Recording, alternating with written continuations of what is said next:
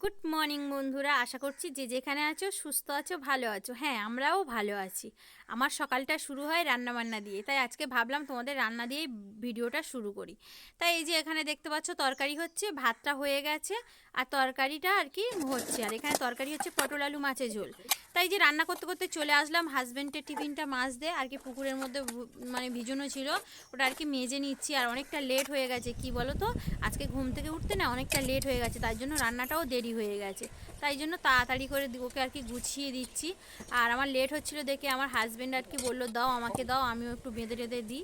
তা ও আর কি বেঁধে দিল, ও ভাতটা বাঁধলো, আমি আর কি তরকারির ডিব্বাটা বেঁধে দিলাম।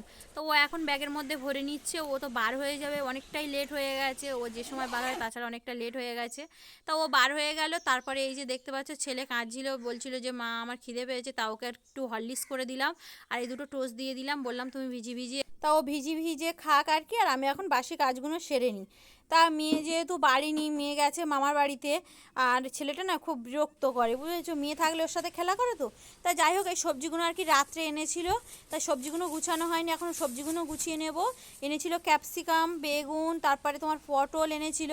তাই এই যে এখন বেগুনগুলো গুছিয়ে নিচ্ছি, রাত্রে এনেছিল আর গুছাতে ভালো লাগছিল না, আর সকালে উঠলে মাত্র আগে রান্না করতে হয় তার জন্য। তাই দেখছি যে একটা বেগুন আর একটা পটল পেকে গেছে আর একটা বেগুন পচে গেছে।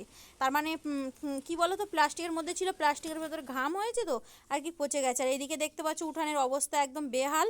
কেন বলো তো, রাত্রে ঝড় হয়েছিল, দেখতে পাচ্ছ যত নোংরা উড়ে এসে কি অবস্থা।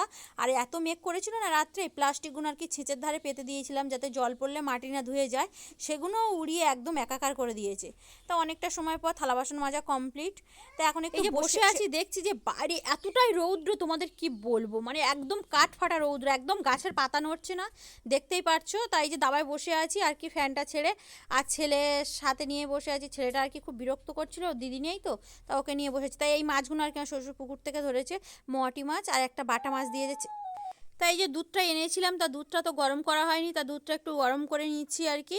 তারপর মাছটা ভাজবো, দুধটা গরম করে নিচ্ছি তাড়াতাড়ি করে আর কি। ছেলের অনেকটা বেলা হয়ে গেছে, 12টা বাজে, ছেলেকে খেতে দেবো, তার জন্য একটু তাড়াতাড়ি করে গরম করে নিচ্ছি। আর ও কী বলো তো, দুধ দিয়ে বিকালে আর কি হরলিক্স করে দিই, হরলিক্স আর দুধ দিয়ে খায়। তাই এই দেখো এখানে মাছগুলোর মধ্যে কত পিঁমড়ে লেগেছিলো, মাছগুলো ফের ধুয়েছি, ধুয়ে আর কি এবার নুন হলদি মাখিয়ে ভাজবো।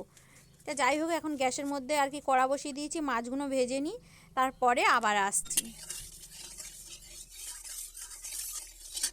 তা ছোট ছোট মাছ তো, তাই জন্য কড়াটা ভালো করে গরম করে নিলাম, নিয়ে আর এখন মাছগুলো আর কি ভালো করে বিছিয়ে বিছিয়ে দিচ্ছি।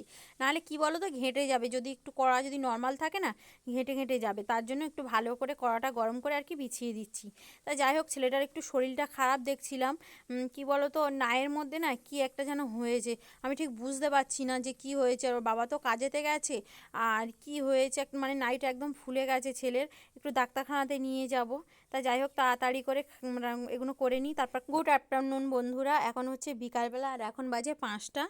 এই যে ছেলেকে হরলিক্স করে খাওয়াচ্ছি, ওকে আর কি ঘুম থেকে তুললাম, দেখছি যে নাইটা প্রচুর ফুলে গেছে। ওর বাবাকে ফোন করলাম, ওর বাবা আর কি কাজে থেকে চলে আসছে। তা এখন আমি আর কি ওকে হরলিক্সটা খাইয়ে দিচ্ছি। ও কি বলো তো, ওকে দিলে না, ও বিস্কুটটা ভিজিয়ে বা টোস্ট ভিজিয়ে খেয়ে নেয়, তারপরে আর নিচের অংশটা খায় না, তার জন্য ওকে চেপে ধরে খাওয়াচ্ছি।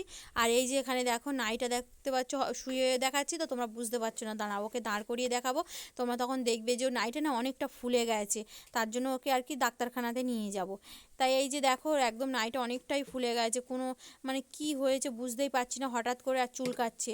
তা ডাক্তারের কাছে নিয়ে গেলাম, ডাক্তার বললো তেমন কিছু নয়, অ্যালার্জির মতো হয়েছে, ওষুধ দিচ্ছি সেরে যাবে।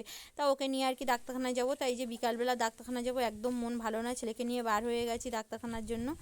তা ভিডিওটা কেমন হয়েছে তোমরা কমেন্ট করে জানিও। একটা ভিডিওটা বড় করতে পারলাম না, টাটা বন্ধুরা।